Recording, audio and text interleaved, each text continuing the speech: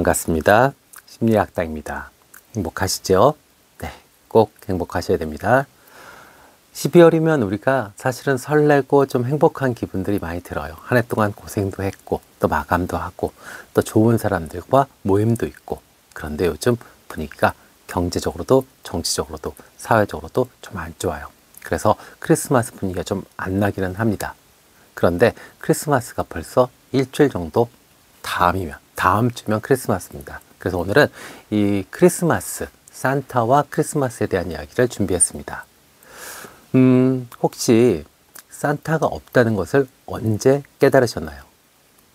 나이가 들어서 어른이 되면 사실 그것도 잊어버려요. 내가 언제 산타가 없었다라는 것을 알았을까? 그러면 이것도 잊어버립니다. 그러면 이제 자녀분들을 키우시는 분들은 아실 겁니다.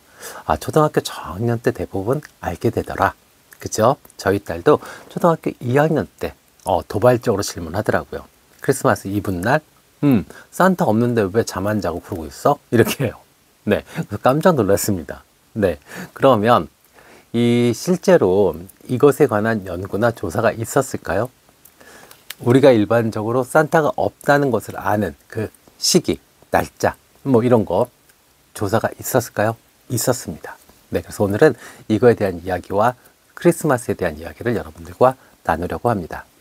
자, 미국 텍사스 대학의 심리학과 교수인 캔디스 밀스 교수는 산타가 없다라고 생각하는 6살부터 15살 아이들과 그의 부모들을 대상으로, 아이들은 48명, 부모들은 44명을 조사 대상에 포함시켰고요.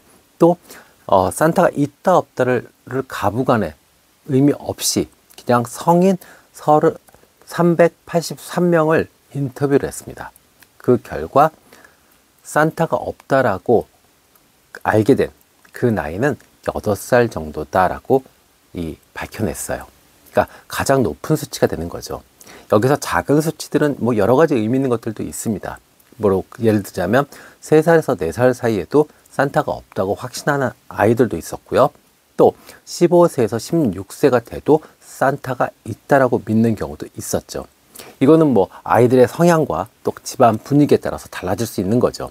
아이가 이성적이고 또 부모님들이 좀 현실적이다라고 하면 아이가 뭐 3살, 4살에도 깨달을 수 있고, 또 아이들이 조금 동화적이고 또 약간 감수성이 풍부한 아이고 또 집안 분위기가 이렇게 로맨틱하고 이벤트를 좋아한다 이러면은 산타가 있다라고 15세, 16세까지도 믿을 수 있죠.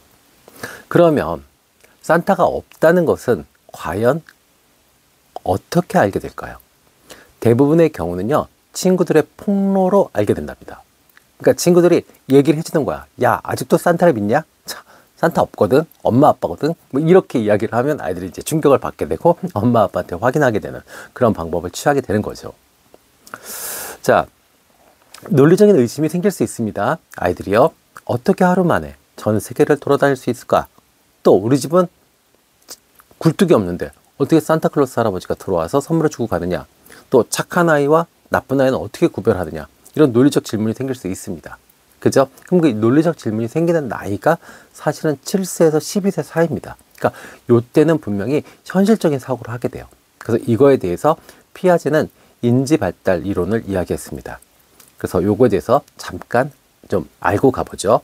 자, 0세에서 2세까지는요, 감각운동기입니다. 그러니까 이때는 정말 영아죠. 그죠?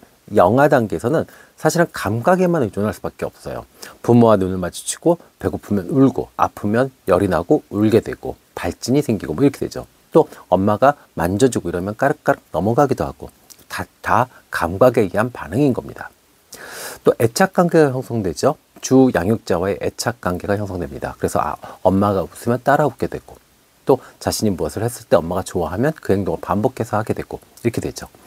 대상 영속성 아주 중요합니다. 심리학에서는요. 그 대상이 지금 내 눈앞에 보이지 않더라도 그 대상은 계속 존재한다는 것을 깨닫게 됩니다. 아이들이 대상 연속성이 없게 되면 심적으로 대단히 문제가 생깁니다. 자, 2세에서 7세 사이로 넘어갈 경우에는요, 전조작기라고 합니다. 그래서 자아중심적 사고, 이때는 정말 말 안 듣죠. 다 내 맘대로죠. 유아독존입니다. 네, 부처님들이에요. 천상천하 유아독존. 그래서 친구들하고도 잘 못 놀아요. 왜? 다 자기중심이니까요. 그래서 무랄론적 사고, 이 무랄론적 사고는 대표적으로 토이스토리를 생각하시면 됩니다. 모든 장난감들이 막 살아서 움직이죠. 네, 아이들 그렇게 생각합니다. 모든 것이 다 생명이 있다고 생각해요. 그래서 이제 이 종교인들 중에서 대부분 무속, 그러니까 조금 하등 종교에 계시는 분들, 무당이나 무속 이거에 하시는 분들이 대부분 보면 이 무랄론적 사고를 갖고 계세요. 그러니까 대단히 인지적으로 떨어지는 겁니다. 뭐 바위에 신이 있다, 그래서 그 신한테 빌어야 된다. 뭐 나무에 신이 있다, 정령이 있다, 뭐 이렇게 생각하는 거 있잖아요. 그런 거 이 좋은 방식은 아닙니다.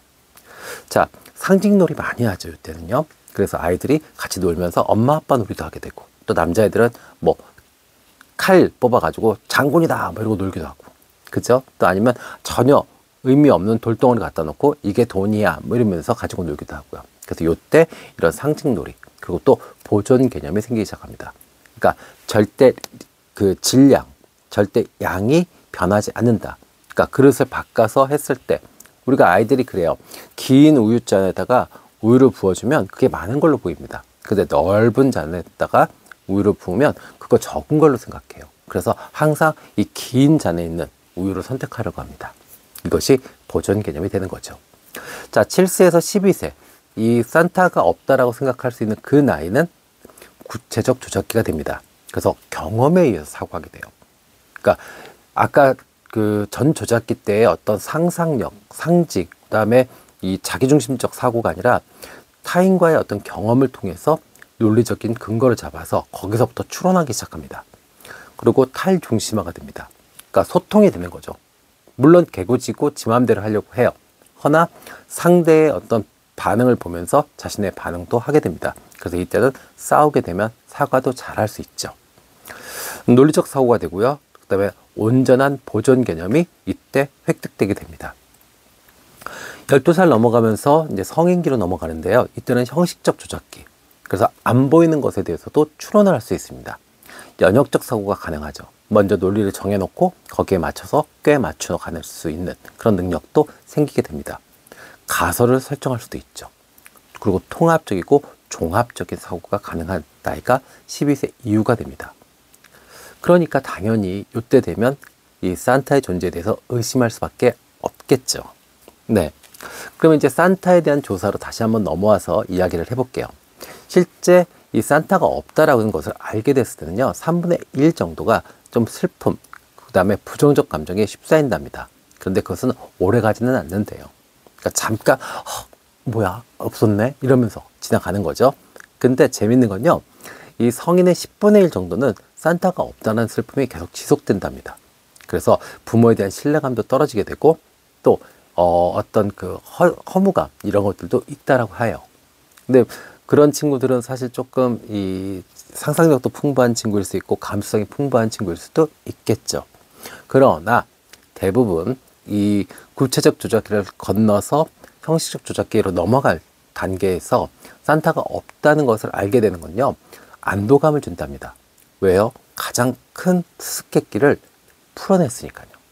논리적으로 말이 안 되잖아요. 한 명의 산타클로스가 썰매를 타고 하늘을 날아다녀요. 또 하루 만에 전 세계 아이들을 다 선물을 뿌려줍니다. 또 나쁜 아이 좋은 아이 구별해가면서 또 원하는 선물을 착착착착 앵겨주죠.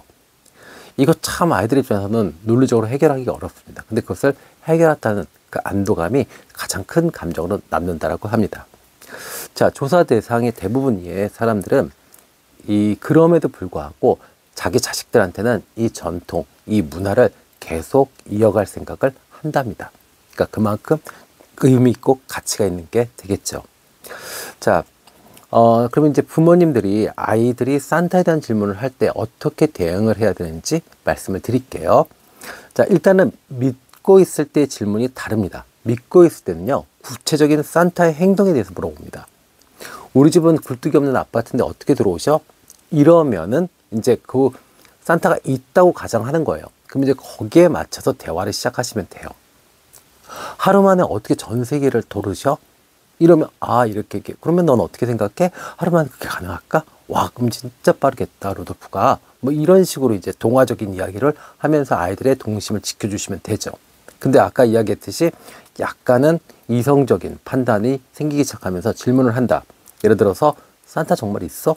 뭐 이런 식으로 묻는다면, 그러면 그때는 어떻게 해요? 너는 어떻게 생각하니? 이러면서 아이가 지금 어떤 사고를 하고 있는지, 그리고 그럼에도 불구하고, 없음에도 불구하고 이 문화와 전통이 어떤 의미가 있는지를 설명해 주시면 아이들이 어떤 약간 부정적 감정이라든지 상실감 이런 것들을 좀 완화시킬 수 있다라고 합니다. 자, 그러면 이제 없다라고 아이가 물었을 때, 정말 있어? 라고 존재 그 자체를 물었을 때 우리가 해줄 수 있는 이야기들을 한번 말씀을 드릴게요. 산타클로스는 그러면 아예 허구의 인물이냐? 그건 아니죠. 실제로 성 니콜라우스 대주교가 있었습니다. 네, 그래서 꽤 부유한 집안에서 자랐고 자기의 어떤 재산이 많았던 주교님인데, 너무 동네, 마을에 어려운 사람들이 많았어요. 그래서 자신의 돈을 나누면서 평생을 사셨는데, 이 크리스마스의 축제, 그러니까 즉 아무도 모르게 선물을 주는 것, 이것의 결정적인 계기가 된 사건은 마을의 처녀가, 너무 가난한 집의 처녀가 시집을 가야 되는데 결혼 지참금이 없어요. 예전 같으면 지참금이 있어야 됩니다. 그런데 그게 없어요. 그러니까 결혼을 못하고 오히려 사창가로 팔려가야 되는 상황이 벌어졌습니다. 그래서 성 니콜라우스 주교는 자신의 돈을 빨간 봉투에 담아서 그 집 창문으로 던져주고 갑니다. 그 돈으로 사창가로 가는 것을 막고 당당하게 결혼식을 올리게 됩니다. 그래서 이것이 전통으로 남아서 니콜라스 주교의 축일인 12월 3일 날 이 축제가 계속 이어지게 된 계기가 된 겁니다. 그러면 이제 이해되셨죠? 아이들한테도 이야기해 줄 수 있는 스토리가 됐네요. 자, 그러면 이제 크리스마스에 대해서 좀 이야기해 볼까요? 크리스마스는 원래는요, 동지 축제입니다. 우리도 동지가 이제 요번 주입니다. 그죠? 요번 주 토요일이에요. 이 동지 축제가 있습니다. 동지 축제는요, 사실은 이제 새해가 시작되는 의미가 있는 가장 중요한 축제가 됩니다. 절기상으로 봤을 때는 해가 가장 짧은 시기, 그렇다면 이제부터는 해가 길어지기 시작하는 겁니다. 맞죠? 그러면 새해가 시작되는 거죠. 그래서 뭐 농사를 준비한다거나 아니면 새로운 것을 준비하는 이런 시기가 됩니다. 그래서 이것은 우리 인류 문화가 시작되면서 가장 중요한 축제로 여겼습니다. 그래서 이 크리스마스가 12월 25일로 결정되게 된 중요한 계기는 이집트의 동지 축제에서 유래가 된 겁니다. 그래서 물론 실제 예수님의 생일과는 조금 차이가 있더라도 사람들이 그래도 이날은 축제니까 여기에 같이 묶여서 축제를 하면 예수님의 탄생을 더 의미 있고 재미있고 즐길 수 있겠구나 라고 해서 12월 25일 같이 동짓날로 맞춘 겁니다. 물론 동짓날은 계절에 따라서 그저 매년 달라지기는 합니다. 그런데 이 12월 25일은 서양의 동지축제에서 유래됐다, 이렇게 이해해 주시면 좋겠습니다. 아셨죠? 네. 자, 오늘은 재밌는 심리학 이야기, 목요일이어서 여러분들과 나눠봤습니다. 조금 분위기도 안 좋고 경기도 침체되고 여러 가지로 크리스마스 분위기, 연말 분위기 내기가 조금은 어렵습니다. 그래도 가족들과 오손도손 맛있는 것도 먹고 서로 덕담도 나누시고 서로 많이 사랑하시는 그런 연말이 되시기를 기원합니다. 지금까지 심리학당이었습니다. 감사합니다.